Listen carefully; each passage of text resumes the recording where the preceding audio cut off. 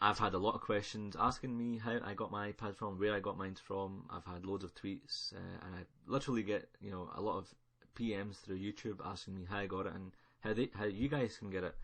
And I was in the Apple store today, and some of the staff were asking me how they could get theirs and what charges are associated with getting one from the United States, because that is the only place you can get an iPad from at the current time. So I hope by sharing some of my experiences it will give you an insight as to what to expect, what charges to expect. So my iPad is the 16GB Wi-Fi version. I got a friend in the United States to ship it off to me.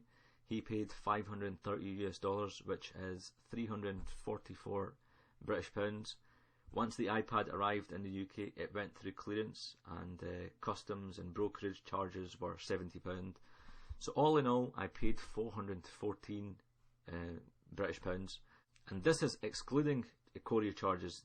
My friend was lucky enough to have a UPS company account, so he paid for the courier charges. I didn't have to, so that would be another £30 to £40 for courier charges. Now, the important thing to note here is the custom charges that I went over. If you go for the 32 gig or the 64 gig, obviously the custom charges are going to be higher because it's a much more expensive product. So do be aware of those charges that you're going to be hit with. If you're short on cash, make sure you've got enough on you. Now, the way these courier companies charge you customs is UPS tend to take money off you on delivery. So the guy comes, he gives you a package only when you give him cash. Or you can phone up UPS and pay by your credit card, and that's it. DHL, on the other hand, I noticed that they'll deliver your package and they won't send you an invoice for the customs 2 weeks later. So don't be doing high jumps and start high fives thinking that they've forgotten about the custom charges. They haven't. It's just the way they work. They deliver it, and then 2 weeks later they'll send you a notice, and if you don't pay it off, they'll take you to court and so on. So be aware of that.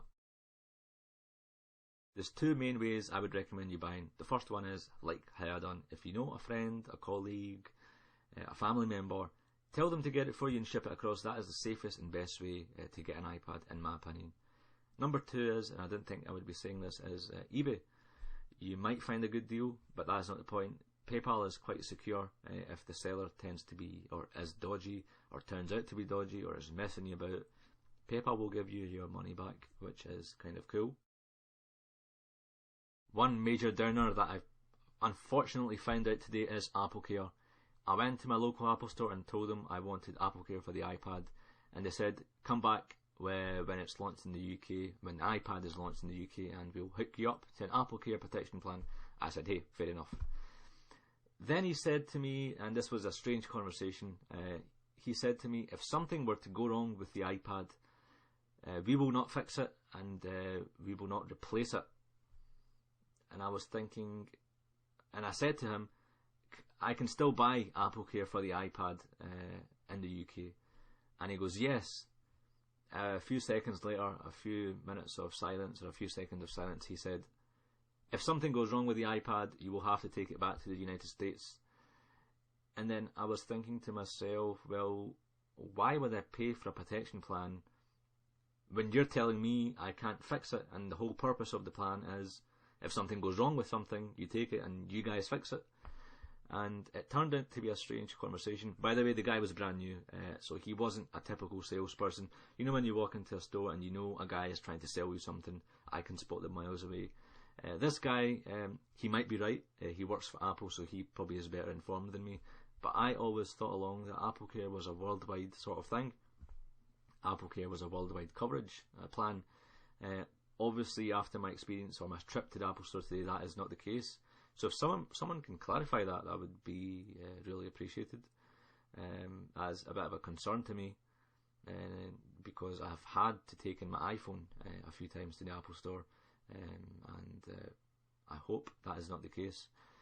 But I hope this video has given you some insight. Thanks for watching. Thanks for tuning in. Do join me on eyeglassregion.com. I've got a few videos on there in relation to the Apple and iPad, everything Apple. So if you want to take a look, feel free to do so. I'm also on Twitter, twitter.com/i6glassregion. And it would be really cool if you can subscribe, hit the top button up here. That would be really cool of you. If not, hey, maybe next time. But thanks for watching.